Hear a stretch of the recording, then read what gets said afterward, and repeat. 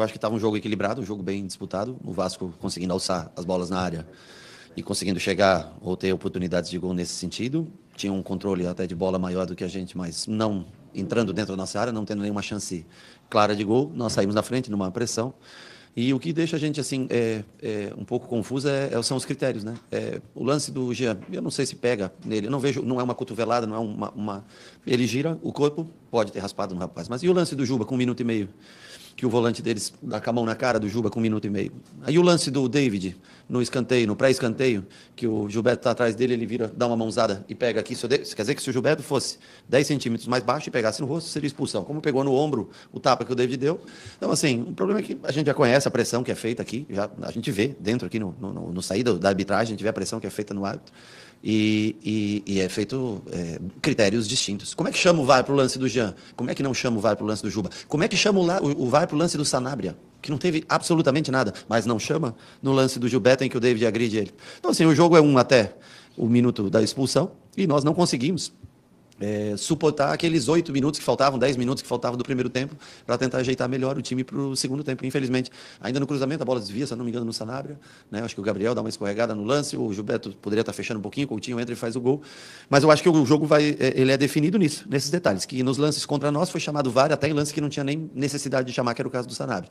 E nos lances que poderiam ser usados da mesma maneira, do mesmo critério que foi dado a expulsão do Jean Lucas, poderia ser feito no lance do Cauã, se eu não me engano, com o Juba, e no lance do David com o Gilberto. E aí não é nem chamado VAR, não é nem verificado a imagem, nada. Então a gente vê a diferença entre o direcionamento que o cara que está lá em cima do ar-condicionado, não vou nem falar tanto do árbitro, hein? Mas o cara lá em cima do ar-condicionado, ele dá a direção que ele quer no jogo. Eu vi agora a imagem do lance do jogo do Grêmio com o Botafogo, o pênalti que foi dado.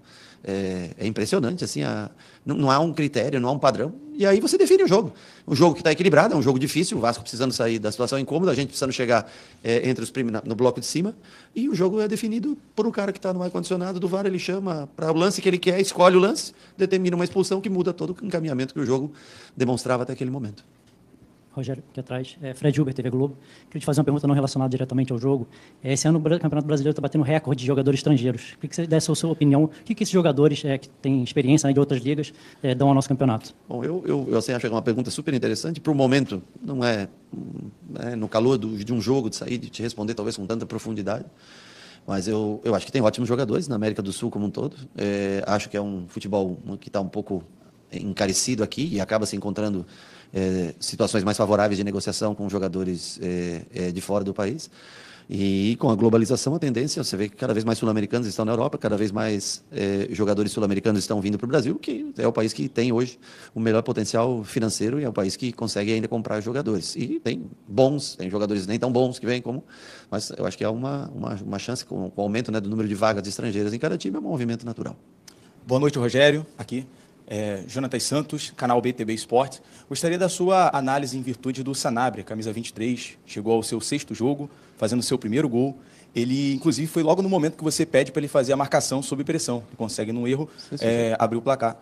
E, o terceiro jogo dele, acho só. Isso, terceiro, perdão. E ele chega hoje fazendo gol. Tem sido destaque, a gente vem acompanhando ele desde o jogo contra o Cruzeiro, foi destaque também no último jogo contra o Ceará. Se você pretende, né, nessa questão, continuar ele pelo lado esquerdo, na volta do Eric, usar o Eric pelo lado direito, e se há uma possibilidade também até do Thiago jogar como centroavante. Como é que você pretende? Obrigado, Rogério. O Sanabria, dentro do 1 contra 1, ele é um jogador insinuante, um jogador que leva muita vantagem. Teve jogos que ele se destacou mais. Contra o Ceará, o primeiro tempo, ele não teve tanta vantagem, mas contra o Cruzeiro levou vantagem em todos os jogos. E no momento que você tem Ademir machucado, que você tem Pulga lesionado, que Thiago estava lesionado até o último jogo, voltou agora. Ele é um jogador que vira uma peça fundamental. Pode jogar dos dois lados, já conversei com ele, ele joga dos dois lados.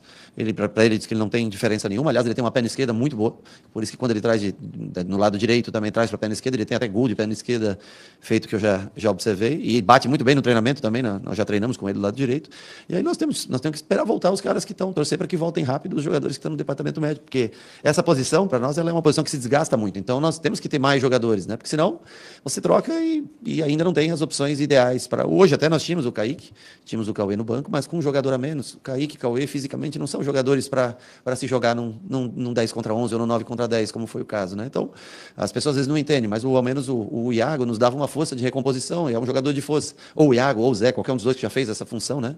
Dentro do momento do jogo. Mas claro que o Pulga pode jogar na direita, Sanabria na esquerda, Ademir na direita, o único que não joga do lado contrário é o Ademir. O Ademir, impreterivelmente, gosta de jogar pelo lado direito. Os outros, desde que a gente os tenha em mãos para poder usar, jogam dos dois lados. Rogério, aqui à tua direita, boa noite. Sou Almino Campos, do canal Gol TV. Eu quero abordar a respeito de 2 gols que vocês levaram de jogada aérea. Um do Felipe Coutinho, outro do Puma Rodrigues. E um ponto que é muito forte do Vasco, que é justamente a jogada aérea. Eu queria que você abordasse a respeito desse ponto, né, que vocês hoje levaram esses 2 gols, né, de jogada aérea. Bom, então, um dos motivos do Rezende jogar foi que os últimos 5 gols do Vasco tinham sido saído de bola parada. Né? Ou de rebote, ou de cruzamento direto, enfim. Contra o Flamengo já teve o gol do Ryan, que foi uma bola de segundo pau, e o Rezende estava incumbido no segundo pau. Depois da expulsão do William, o Rezende vem à frente. Mesmo assim, o Pumita ele cabeceia entre os 2 zagueiros. Então nós podíamos ter feito uma marcação melhor, mas não conseguíamos bloquear todos. O Verratti, como chama muita atenção, logicamente tinha um bloqueio individualizado, e os outros jogadores com um a menos não tinha como a gente disponibilizar mais um atleta para bloqueio, e tínhamos que usar a linha defensiva. O primeiro gol ainda desvia no Sanabria a bola, né? Eu acho que talvez, eu não tenho certeza, pelo meu olhar do campo de jogo, me parece que o Gilberto poderia ter fechado um pouquinho mais próximo do Rezende, né, que já estava numa linha de 5 com o Rezende por trás. O Coutinho vem de trás, se eu não me engano, o Coutinho faz o gol de cabeça, né? O Coutinho entra de trás e entrou se eu não me engano, entre o espaço do Rezende e do Arias, pelo lance que eu lembro do jogo em si. Do Arias, do Gilberto, o Arias entrou depois. Então poderíamos ter fechado um pouquinho melhor, mas estávamos bem posicionados. O Vasco não estava conseguindo entrar com a bola tocando, não tinha conseguido uma possibilidade. As possibilidades do Vasco foram nos cruzamentos. E no momento que nós tínhamos uma linha de 5 mais protegida a área, foi o momento que tudo bem que nós tínhamos um jogador a menos, mais difícil de marcar, o time roda mais rápido a bola, mas foi no momento que nós sofremos o gol. Uma pena a expulsão do Jean, acho que mudou todo o panorama do jogo, mudou a partida.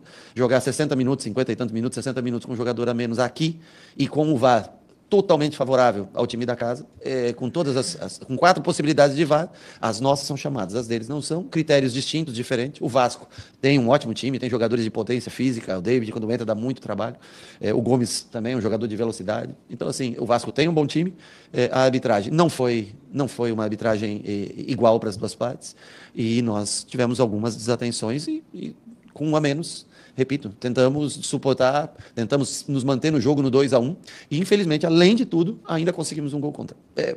Assim, para ter o azar ainda que o Juba poderia ter batido na bola, ter saído para qualquer lugar a bola encobre o Ronaldo e entra na gaveta. Então, é uma série de situações que juntas fazem a diferença no final de um jogo. Aqui, Rogério, boa noite. Marcos Eduardo, do canal Gato Mestre. O Bahia teve um calendário muito longo, né, esse ano, Copa do Nordeste, Campeonato Brasileiro e outras competições. Você está, assim, sempre conversando com o seu departamento médico, por exemplo, o Canu e o Caio Alexandre. Canu. Esses jogadores têm condições, de repente, de voltar contra o Palmeiras? Não. Só isso? Não, alguns outros que estão no departamento médico, tem vários, né? O Juan Pablo, vários jogadores. O Juan Pablo está machucado, de jogar contra o Palmeiras? Talvez o Ademir tenha chance de, como ele infelizmente treinou com a gente um dia, mas estava muito sobrecarregado ainda, sentiu um cansaço muito grande, ficou em dúvida, e nós, como já tivemos uma relesão do Pulga, também temos mais cuidados agora com os jogadores que voltam, então talvez tenhamos o Ademir para o jogo, é a única possibilidade. Os outros não têm, infelizmente, fazem muita falta. Nós não temos um leque de opções, além da nossa primeira opção de base, que é o Juan Pablo, que é um jogador um pouco mais experimentado, está machucado já há muito tempo. Nós temos jogadores há 40, 60, 90 dias no departamento médico que fazem um pouco de falta para a gente, sim. Eu não posso dizer, os jogadores que estão aqui contribuem, mas alguns nós não temos, principalmente no setor ofensivo, nos faz muita falta. Começamos o ano com Pulga, Lúcio e Ademir. Nesse momento nós não temos nenhum dos 3. Né? Aí tinha Thiago para substituir, machucou. Tinha Juan Pablo que podia substituir, machucou. Infelizmente, são lesões, acontece. São muitos jogos, mas assim, nós não vamos se apegar a isso, nós temos que dar um jeito, temos que tentar, primeiro, trazer o máximo de jogadores possíveis, porque não dá para escolher. Aqui contra o Vasco é difícil, né? Contra o Palmeiras em casa também é difícil. Contra o Botafogo aqui é difícil. Contra o Flamengo em casa, que é o do dia 5, também é difícil. Então, né? Agora, quando tem, além de tudo isso, das dificuldades que nós já temos por natureza, dos times que nós enfrentamos, que são bons times, como é o Vasco, e com uma arbitragem que um cara do vídeo que chama todos os lances para o adversário e não chama para a gente, fica mais pesado, fica mais difícil. Temos que tentar ajustar, porque o campeonato não para e os jogos nós temos uma sequência de jogos muito pesadas, muito difícil, e infelizmente esses atletas que estão, alguns, o Eric, por exemplo, sei lá, 90 dias, 100 dias, não sei, infelizmente essas lesões acontecem e atrapalham o nosso planejamento. Obrigado, Rogério. Aqui, Rogério, boa noite. Sérgio Quinte, canal Atenção Vascaínos. Você pontuou agora há pouco os gols que o Vasco vem fazendo na bola aérea. Certamente você também analisou os gols que o Vasco vem sofrendo. Sim. Vários de erros individuais, assim como aconteceu hoje.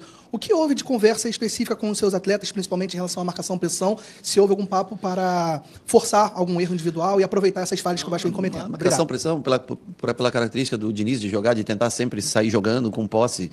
Você não pode deixar abrir esse meio, né? Para que eles consigam. Nós roubamos a bola justamente bloqueando bem a saída, o gol do Sanabria, né? Nesse sentido. Bloqueamos bem a saída e conseguimos fazer o gol numa marcação-pressão bem feita. Nem tanto pressão, mas muito coeso. Se você não tiver coeso, eles, pelo número de jogadores que eles tentam botar do lado, baixam os 3 jogadores de frente, abre zagueiro, sobe laterais, baixam os meias por dentro. Então, assim, no momento que nós roubamos naquela pressão, o gol, porque nós estávamos bem posicionados dentro do campo. Sobre as bolas aéreas, nós treinamos. E é incrível, porque não é um time alto, hein? O Vasco não é um time alto, mas tem conseguido. Tem o Verratti, que é um exímio e excepcional cabeceador, mas os zagueiros não são tão altos. Mas tem todos jogadores aí de 1,80m, 1,83m, que não são jogadores baixos, né? O Pumita, eu tinha falado, destacado, eu vi a cabeçada do jogo contra o Flamengo, que ele cabeceia no meio de todo mundo, que o Rossi faz uma grande defesa. E você vê que o cara tem o movimento do cabeceio. Mas com um a menos é impossível você marcar individualmente todos os melhores cabeçadores. Você dá a tua referência para o melhor, que era o Verratti. E eu acho que é mérito, principalmente da batida do Coutinho. Eles têm um padrão de batida, né? Nessa do gol aberto, da bola aberta, entre ponta da pequena área e marca do pênalti, entra sempre com o pé direito. E infelizmente, no dia que nós colocamos mais um jogador, tudo bem que o William já tinha saído nesse momento, que defende o primeiro pau, e nós tivemos que passar o Rezende para lá, mas nós tomamos um gol no dia que nós tínhamos o time mais alto. Com o Nico, nós tínhamos um time mais baixo. E com o Rezende, nós tínhamos um time mais alto e conseguimos mesmo assim. Infelizmente, sofremos o gol. Faltou um pouquinho de atitude para agredir a bola. Desculpa. Imagina. Rogério Ceni, boa noite. Danilo do Expresso 1923. Queria tirar uma dúvida da opção do Rezende ao invés do Nico. Isso. Porque a saída de bola eu achei do Bahia com uma certa dificuldade no primeiro tempo, ainda quando tinha 11 jogadores. E uma outra pergunta, se me permite. Tem sempre, quando é feito esse confronto entre você e o Diniz, de vitórias a mais do Diniz em relação a você, e ao mesmo tempo são 2 treinadores olhando para os treinadores brasileiros com muita personalidade, treinadores que têm uma marca pessoal. Como é que você encara esse destaque na mídia em relação a um número de vitórias maior do Diniz para você? Isso é parte do jogo. Nós tivemos embates de Copa do Brasil com o Fortaleza, pelo Fortaleza, ele pelo São Paulo, jogando, fomos para os pênaltis, 2 empates em Copa do Brasil, mas ele tem uma vantagem de jogos em matéria de vitórias em determinados jogos. Eu não sei quanto que é, mas ele tem uma superioridade. Assim como provavelmente se você pegar eu com outro treinador, pode ser que tenha vitória. Eu acho que é muito da onde você está, do time. Vencíamos o jogo até um cartão vermelho, então acho que isso também tem que ser colocado em conta. E também não diminui, acho que não é pelo cartão vermelho, não diminui nada a qualidade do trabalho dele como treinador. O Rezende e o Nico são jogadores parecidos. Desde 2023 estão no clube. Nenhum dos dois é um exímio, não é um Caio Alexandre, nenhum dos dois tem a mesma qualidade, porém te dão muito mais força de marcação do que o Caio Alexandre, né? O Nico vinha jogando agora, o Caio já faz muito tempo que o Caio está fora. O Nico vinha jogando seguidamente e demonstrou um certo cansaço. Além da bola aérea, como foi perguntada para mim aqui, que era uma preocupação. Então, eu acho que o Rezende, pelo Nico, naquela função, agora que nós encontramos dificuldade, claro que encontramos. Fora de casa, a gente tem um pouco mais de dificuldade do que jogando na Fonte Nova para construir jogo. Qualquer equipe que venha jogar aqui, em tese, vai ter um pouco mais de dificuldade, a não ser aquelas que toda vez chutam a bola para frente e depois brigam pela segunda bola. Então, nós tentamos, dentro do momento que eles não têm uma confiança para sair jogando, ou depois do minuto 30 e pouco que nós tínhamos com um jogador a menos, ficava mais difícil ainda sair jogando. Nós tentamos colocar essa bola à frente para disputar por uma segunda bola. E o Vasco encaixou bem a marcação, tem força, tem muita potência nos jogadores, muita parte física dos jogadores. Conseguiu marcar bem muitas vezes. Mas não é... O Rezende e Nico são jogadores que se relativizam bastante. Acho que tem muita proximidade em característica de jogo. Rogério, quando o Cauê chegou, eu te perguntei a respeito dele, você disse que tinha pedido para ver... Cauê Furquim, que tinha pedido para vê-lo treinando e tal, e hoje você relacionou ele pela primeira vez. Eu queria que você falasse ali justamente daquele lado esquerdo. O Cauê, eu sei que ele joga mais para o lado direito, mas falando ali do lado esquerdo, são 2 jogos que o Cauli não entra e que você coloca o Iago. Eu queria saber, em termos depois do que é analisado, Rogério, qual é o retorno, que a gente pode dizer assim, para falar para o torcedor, de por que o Iago segue entrando ali como um atacante pela esquerda, e qual é a análise que é feita de, a gente vê isso de produtivo e por isso segue colocando o Iago por ali. O Iago segue entrando, ou o Zé, que são 2 laterais e jogaram, tanto o Zé entrou contra, acho que foi o Fortaleza, Cruzeiro, foi o Zé? Zé entrou contra o Cruzeiro e o Iago entrou contra o Fortaleza. Pode ter sido isso? Contra o Ceará, desculpa, não, contra o Fortaleza, contra o Ceará, né? Porque nós temos Pulga machucado, porque nós temos Ademir machucado, porque Thiago estava machucado. Hoje nós precisávamos do Thiago de 9.